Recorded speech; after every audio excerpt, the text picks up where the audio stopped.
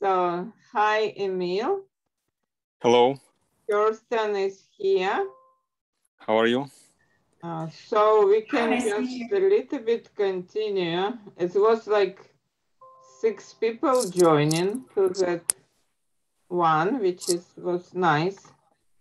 And it also will be recorded. So here is Emil, and Arwan, it's our property managers. He's doing very well, renting many properties this month. Especially last month, he did first commercial property. Congratulations. Yeah, whoa. Ah, congratulations. So he's great. And Emil helping us to put systems in place, to write manuals and all those kind of things. Very important. Mm-hmm. So I will kind of, other people may join us, I will put it also live. Maybe quality will be not good, but I will put it live on Instagram now. Okay, guys? Yeah, sure. I will focus on Kirsten in particular. So now I start and they can just see you. Okay. Great. Check-in connection. We are now live. Okay. Hi, Kirsten. Hi, Natalia. Thank you for having me here. We are happy to see you. And today we would like to learn about your amazing book you wrote. And I was lucky to be part of this journey with you in a process. And I know how it was. It wasn't that easy.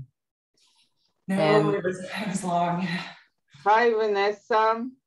Thank you for joining us. Vanessa Ma is us now on Instagram as well. And we are on Zoom having a meeting, and I thought I just put it live here. Okay, so it's your time to shine, Kirsten. Yeah, it's my time to shine. Okay, well, thank you so much, Natalia. And hello to everyone watching. My name is Kirsten Bloomquist. I am the author of the book, Power Now, The Art of Getting What You Want, How to Master Your Mind and Love Your Life. And I met Natalia back before this book was even a thought. So it's really cool. She got to be around for the whole process. It was a long, challenging process, but you know, it's all about the journey and the growth and the things that happen along the way.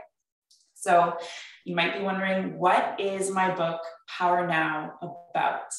And really, this is, I call it like the manual for your subconscious mind. So when we're learning a bunch of things, we're taught how to learn things on a conscious level, but your conscious mind is only 5% of your mind. The other 95% of your mind is your subconscious mind. And your subconscious mind contains things like your habits, your personality, your fears, your skills, all of those things, and your memories, everything that's ever happened to you since you were born. And also your subconscious mind was programmed between ages 0 to 7. So in those first few years, you didn't really have your critical mind in place or your logic, right? We all know children, they can go and grab crayons and draw on the walls just because they want to, right? They don't know what they're doing is wrong. So it's the same thing for your subconscious mind. In those first few years, you don't have that logical part of your thinking. So the events that happen to you, big or small, doesn't have to be anything massive. It can be something small, like you came home from school, you had a drawing that you wanted to show your mom, and maybe she had a long day, she was on the phone, and she said, hush, hush, go away, I can't talk to you right now, right? But the child mind is now going to pick up that imprint that, oh, I'm not important, or my mom doesn't love me, I'm not good enough. But really, logically, maybe your mom was talking to her sister who got a bad diagnosis, right? The child doesn't understand that. So now that belief, I'm not good enough, is imprinted in your subconscious mind in an unconscious level, meaning that you're not consciously aware of it. So now fast forward throughout your life, and how does that play out? That might mean that you don't close enough sales, or you feel not so confident closing sales. It could mean that in your job or your career that you're not going for the promotion that you want because you feel that you're not good enough, you're not worthy enough of it. And so it really can affect even your relationships too, that maybe you date people with the same patterns. And then you're wondering, why do I keep doing this? It's that title that's in the back of your mind, I'm not good enough, keeps playing out. So that can sound like, oh my gosh, this is going to affect me for the rest of my life. That's terrible, right? And it is terrible, but here's the positive thing. You can go back and you can fix that. You can correct that label. You can actually remove the label. You can rewrite it, and you can put a new label in there. I am good enough. I am worthy. And then when you do that, it's almost like, have you guys seen the movie, The Butterfly Effect, where you go back, he went back into some memories in the past and then it altered the future? So I know with the butterfly effect, that had like negative consequences rippling into the future. But when you do this with your subconscious mind and you go back and you change how you feel about particular events, and the ones that are impacting you on an unconscious, unknowing level, when you go back and you're able to change those memories, like the butterfly effect, it creates a positive ripple moving forwards, and it's instantaneous. That's the really cool thing. And anybody can accomplish this.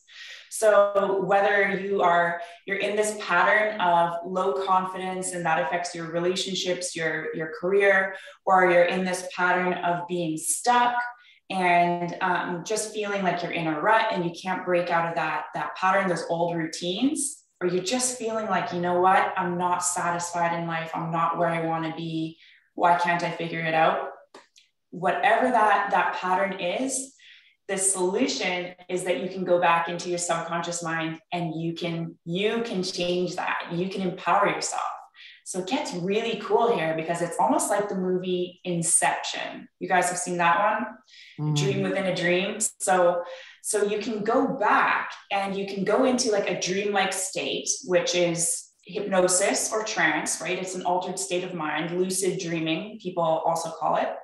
You can go into that dreamlike state and you can start to play with your mind. You can do visualization, visualizing things that you want for yourself. You want goals that you want to reach, visualize yourself being happy and confident, closing sales, things like that, right? We can do that. And then we can combine that visualization with altering the past, how the past affects us. Because if we just visualize what we want, but there's something unconsciously holding us back, then it's like those two parts of the mind are just pounding up against each other. You're not going to get anywhere, right? But instead, start to visualize what you want. And then if all of a sudden you feel like, oh, I can't do that, I'm not worthy enough, I don't know how, that means there's something in the unconscious that's holding you back. And so now you might be wondering, well, how do I get into the unconscious? How do I find what's holding me back? How do I fix that? Well, the answer is all within my book. So I have been a clinical hypnotherapist for 9 years now. And over those 9 years, I have worked with celebrity figures, professional athletes, even like super mega wealthy people. I was even invited to Calabasas and I got to stay there. It was really, really fun. Wow. And I became known for the results that I get.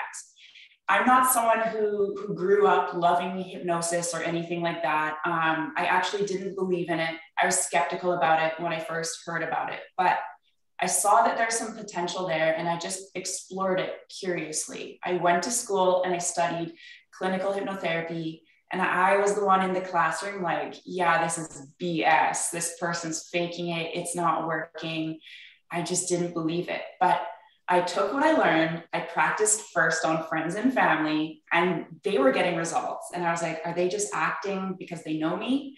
But then they were like, this is amazing. I'm getting results. So they started referring their friends and family to me. And the next thing I knew, I was getting such impressive results with people that I ended up being invited to speak to the head oncologist at the regional hospital, demonstrating to them the power of the mind.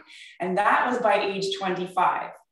So after that, I started working, like I said, with professional athletes and the super wealthy, because people are starting to catch on that there's a lot more to the mind than what we know of. And we're not taught this stuff in school. So I started working with people, and at first I was focusing on like health and wellness, helping people to feel better, helping them to get over symptoms and things like that.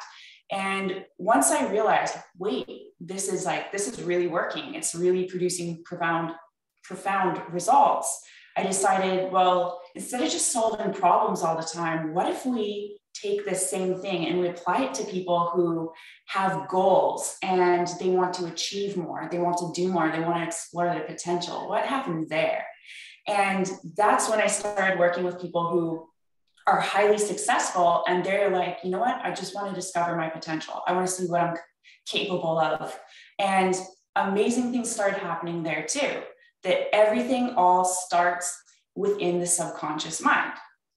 So I also realized that, you know what, with all my clients, no matter what the problems were, I had created a formula that was getting results. And I became curious with this formula. What if I apply it to every single person for their problems, whatever the range of problems is? And I would apply that same formula and it would work every time. And I just couldn't believe it. So I took that formula because I was like, you know what, more people need to know this. They need to know how to change their lives. When certain emotions are coming up and we're getting trapped inside of those and it ruins the whole day or the whole week, we need to know how to manage our emotions. But when something from the past is triggering and it's also creating issues right now and it's holding us back from where we want to be, or it's just even holding us back from happiness or health, well-being, then it makes sense for people to learn how their mind works. So I took what I know, I took my own secret formula and I revealed it inside the pages of this book. And I made it as simple as possible for people to read, and really, really easy for people to read too. And I've had people say, you know, they finished this in just a couple days because I think it's, well, it looks like it's 160 pages. So it's, you know, very short book. And I put step-by-step actions that you can take. I teach you how to use self-hypnosis so that you can use self-hypnosis and you can go into that dreamlike state, like Inception, and you can start planting these dreams within your own mind, these visualizations. So usually when people are visualizing or meditating, you know, a lot of people say it doesn't work, right? But they say this because they're only using that 5% of the mind. They only know how to access the conscious mind. So of course it's not really working. I mean, that 5% is better than nothing. So it does help, but wouldn't you want to access that other 95% of the mind?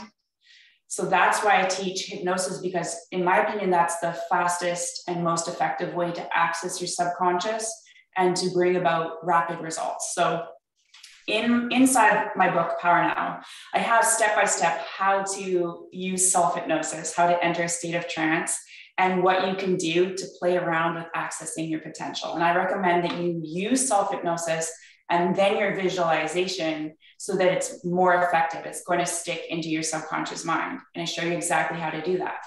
And then, like I mentioned too, is sometimes it's our habits that are holding us back. And I also put in here step-by-step how to not even just break a habit, but how to rewire a habit, an unhealthy habit that's holding you back, how to rewire it, and then to wire in a new healthy habit so that you can essentially automate your mind for success.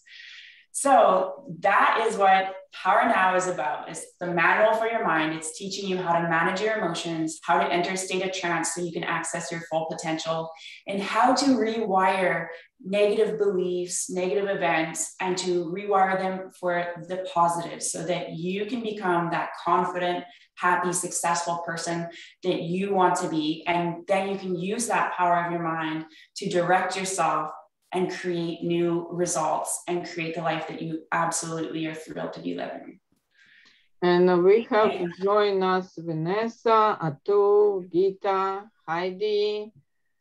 Hi, everyone. I would say we have with us one of the best yoga instructor in the world. She teaches Indian yoga from India. Would you be commenting on this? Are you using yoga in your book or in your hypnosis? Are you using help of those?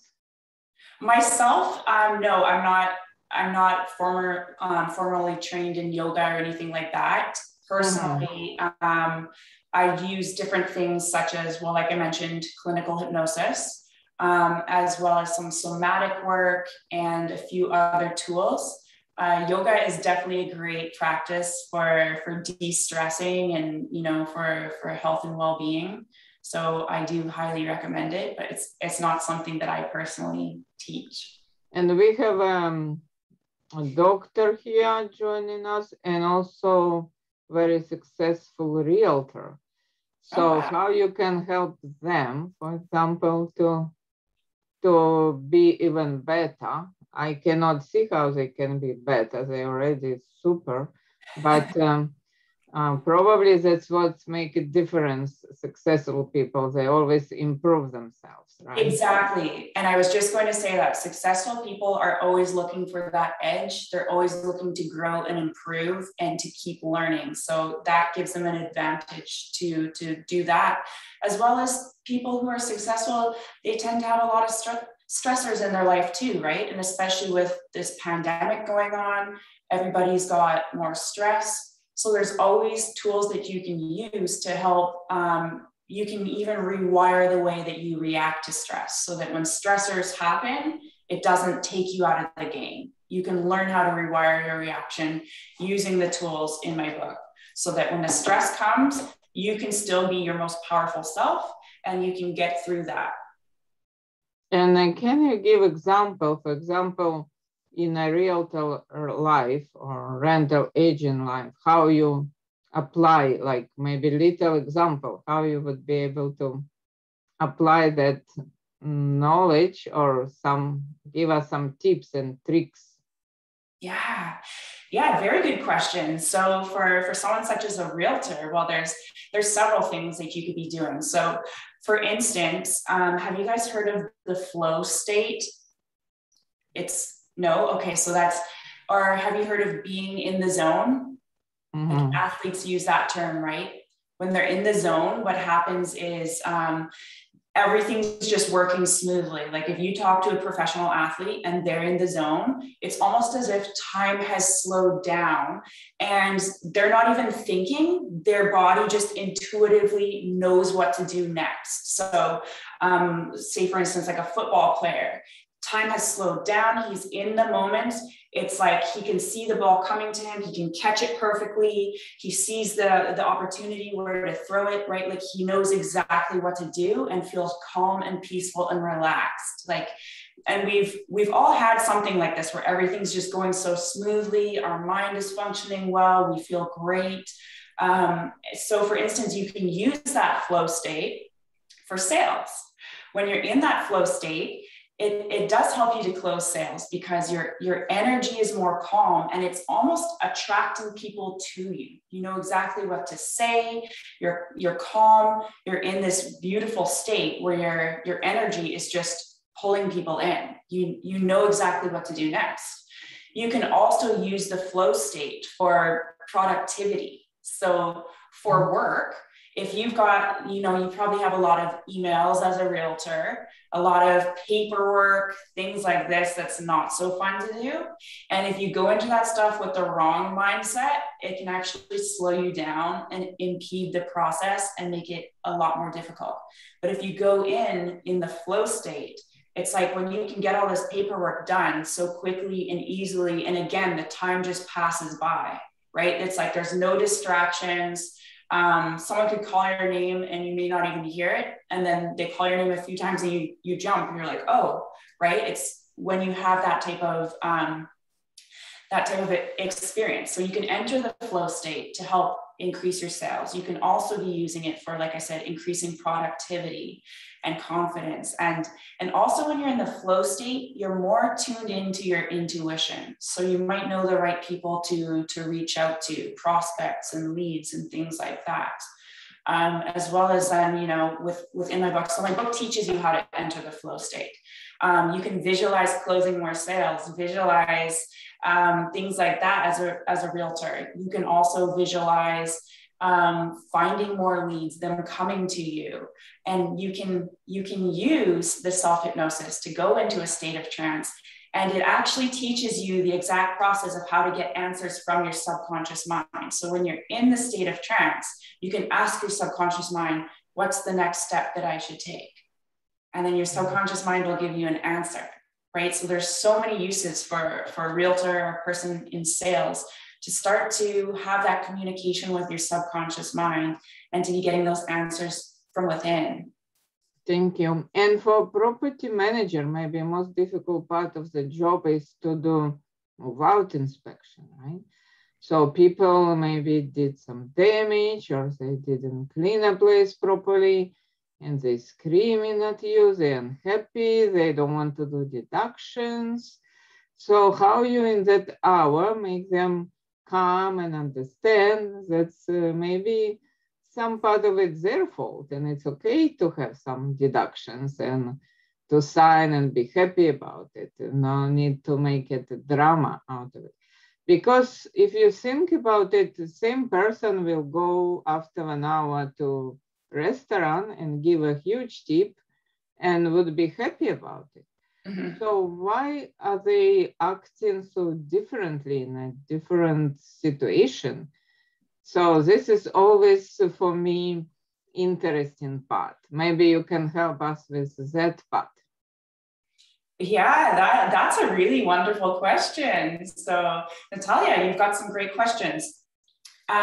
So in that situation, there's a couple of ways you can go about it. So first of all, putting yourself into a calm state, if for tricky situations, right?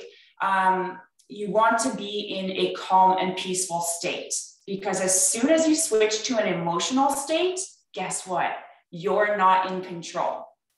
And if you're not in control, who is? It could be the other person that's triggering you, or it's some program from your past that's running and taking over. And so when you see people that have anger management problems, right? It's because they're not in control. So for instance, when I went to Vietnam a couple of years ago, and it was Christmas Eve, and I heard someone yelling, help, help, my son disappeared, and they were in the water. So I took lifeguarding many years ago. And I was like, wow, this is so sad. My emotions started to take over. I immediately ran into the water because I'm like, I know what to do. I'm going to search for this kid. And as I'm going in the water, they were far ways out. And I could feel myself, my emotions were thinking, wow, it's Christmas Eve. Like he's been missing for a few minutes already. That's a bad sign. He most likely is dead. Right. And so I'm like starting to get choked up, like I'm going to cry because I'm like, they're going to have Christmas tomorrow without their son. How sad is that? And, like for everyone here on the beach has to see this right now. It's really sad. So I was like about to start crying. And then I noticed people in the water, they're frantic and they're like, where is he? They're screaming, they're crying. And then I realized snap out of it, because if my emotions are taking over, I'm not going to be effective at helping to find this boy if he still has a chance of being alive. The only way to save him is to be in a calm and peaceful state so that my logic can kick in and my habits from my lifeguarding training, right? If you're in that emotional, frantic state, you can't think clearly. You need to be in a calm state where you are in control of your mind, not your mind or your emotions in control of you. So as soon as I snapped out of it, it's like, I haven't done lifeguarding for probably, gosh, like 17 years. So as I was swimming, I was like, I don't even know if I remember what to do. But I said, you know what? No, I trust my subconscious. So I went out there. All of a sudden, the information was coming back to me that I remembered what to do. And I became the one taking control of the situation, because in Vietnam, they don't have lifeguards there. So I'm the one in control, and most people were speaking languages I didn't understand, but I started to take over, because I was like, I'm going to find this boy. This search is going to happen. It's going to be okay. And we did end up finding him. He was alive. It turns out, he wasn't even in the water. The father just lost track of him. So, and which is, when I was in the water too, I was like, someone needs to go check the shore for him. And everyone was like, no, he's in the water. And I was like, trust me on this, go check the shore. So we found him. It was okay. Thank God I had logic. I was the only one, right?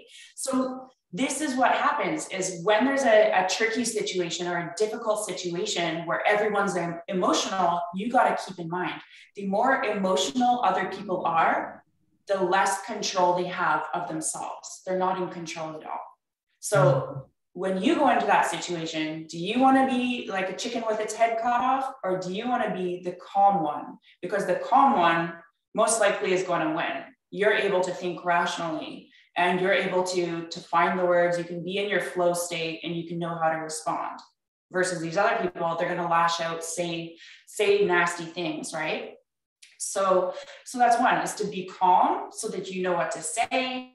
You're not going to be in that state of lashing out and throwing out unprofessional words that could end with some repercussions, right? You don't want to be that type of person. You let the other people take the low path, and you remain professional, and then you can feel confident in that.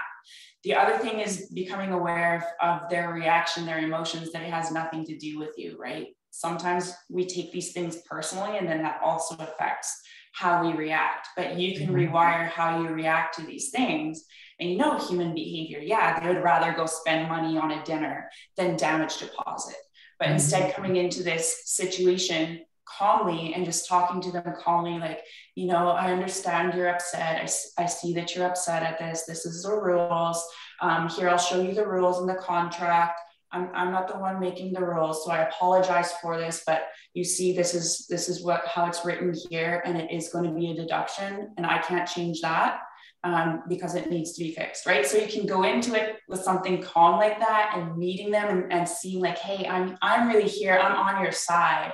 I don't make the rules though, but I have to enforce them, right? So coming into it that way, those are a few ways that could help, just to remain calm and to remain detached, that their angry words, their daggers they're throwing at you, they're not about you.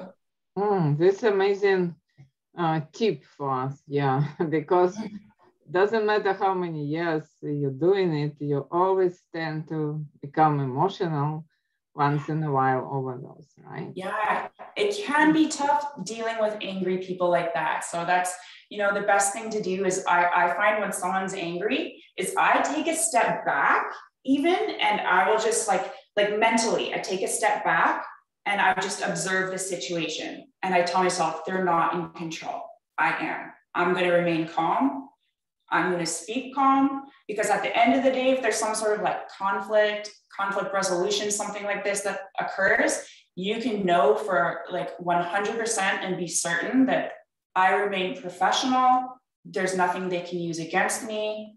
They're the one that got unprofessional. And Arwan, do you have any questions? No, so besides that, how do we, what about you said about lucid dreaming? how can we attain that or work on that, on opening our subconscious mind and thinking about the opportunities which we can explore? Yes, that's a great question too. So, lucid dreaming, it's a state of trance. So some people get kind of scared when they hear the word trance or hypnosis, but I want to assure you first that your mind is always in a state of trance throughout the day. There's different levels of trance. So right now, as you're listening, you're in the very top lightest state of trance, right? Where you're still able to pay attention to me and you're still aware of the moment. Lucid dreaming is just going down a couple levels into that dreamlike state where your body is asleep, but your mind is awake. And when you're in that state, essentially what's happening is your conscious mind, all that thoughts about the bills and to-do list and, oh yeah, I got to email this person, right? So that conscious mind, that kind of like goes into a dreamlike state as well, where your subconscious mind becomes open. So your subconscious mind doesn't have rational thinking or logic. It's just emotions, memories, ideas, creativity. So the best way, in my opinion, to enter that lucid state and create this lucid dreams is the method outlined in this book of self-hypnosis. What page is it on even? So when you use this, okay, yeah, it teaches you on page 52. It teaches you how to go into a state of trance. And once you're in that state of trance, then you can give instructions to your mind where, for instance, you want to use it maybe for ideas, you said? Yeah. So then the best thing to do you want to know what the best thing to do is? Yeah. So you see what I did there? I asked a question. The subconscious mind does not like unanswered questions. It doesn't like cliffhangers. It wants to have a solution. It wants to know the answer. So when you put yourself into that state of trance, then you're going to ask yourself a question. You're going to ask a question like, what is the next step that I should take? What is, what do I enjoy doing? What is the best outcome? Things like this, right? So if you have like a specific thing, then I could give you a more specific example if you want. Wow, interesting. And what it called, like every evening, for example, I when I didn't wait any calls, when I didn't need to talk to anyone, I suddenly can do so many things in a half an hour, remembering all the things throughout the day I didn't finish yet. Yeah. And some people get upset, oh, why is she emailing me so late? But that is a time when I can think more clearly and I can really remember and put it out there. Yeah. What that is called? Is it kind of because I'm more calm and relaxed, or? Yeah, so that would be almost your flow state for you, where you're productive and your mind functions best. Some people are like a night owl, all their ideas come to them then, and some people are better during the morning. Essentially, when you put yourself into that state using the self-hypnosis technique, then you can control that throughout the day. So I want to also mention, so when you're using self-hypnosis, it's like a muscle. In the beginning, it's not going to be the strongest for you, right? When you use it more, then you start to recognize how it feels to be in a state of a trance. And it's not like anything that most people think when they watch like stage hypnosis. It's not like that at all. It's a state of, if you meditate, and then sometimes when people meditate, they go into that amazing state that gets them hooked. And they're like, wow, how do I do that again?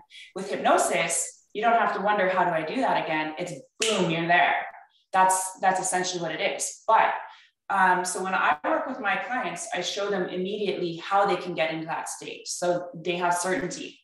When you're applying the principles in this book and you're using the steps outlined on page 52 for self-hypnosis, keep doing it and keep practicing it until you start to feel the effects of it. So don't go into it thinking, well, I have to forget everything about what's going on. I have to like not know that it's happening type of thing. Like that's myths about hypnosis.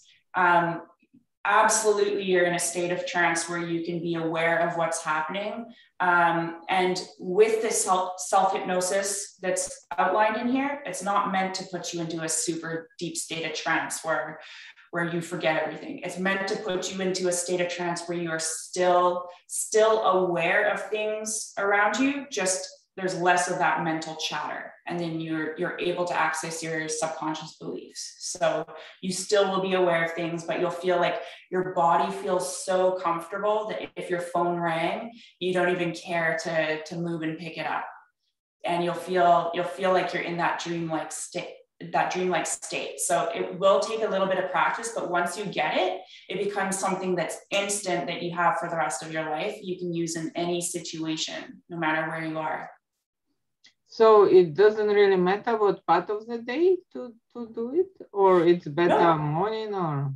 No, it doesn't matter. I just recommend, it depends on your goal. If you're using it for sleep, then you can use it before you fall asleep at night. But if you don't want to fall asleep, then I recommend don't use it before bed. You want to use it, like you could use it before a sales call, and you could use it for like 2 minutes or 5 minutes, and just to go in, use that self-hypnosis, get your mind into the moment, visualize the outcome that you want, visualize your energy, how you're going to be talking calmly and confidently, that type of thing, you can use it. So it just really depends on your goal. So for me, with self-hypnosis, I will use it in between calls, or I'll use it if I'm really tired and I want like a mini nap, but I don't have enough time. I'll just go into a state of hypnosis for like 5 or 10 minutes. And then at the end, I give myself suggestion that I'm going to wake up feeling really energized and rested and productive. So you can do that too. Mm-hmm. Oh, good. Thank you so much. So anybody wants to buy a book, we can help. Just contact me.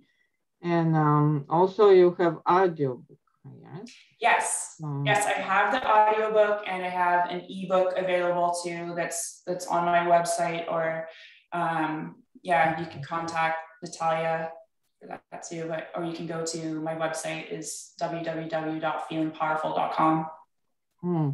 Okay, thank you so much. So we are happy to have you. Maybe you can join our book club on my personal channel. We're doing it on Tuesdays morning, 9 to 9:25 every Tuesday. And we can read some chapters of your book a little bit. Yeah, I would love to join.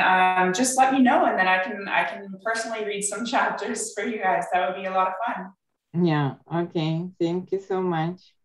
Thank you so much for having me today. And if you have questions, feel free to reach out to me or through Natalia, and she can put you in touch with me too. Okay, bye-bye. Thank you, Kirsten. Thank you.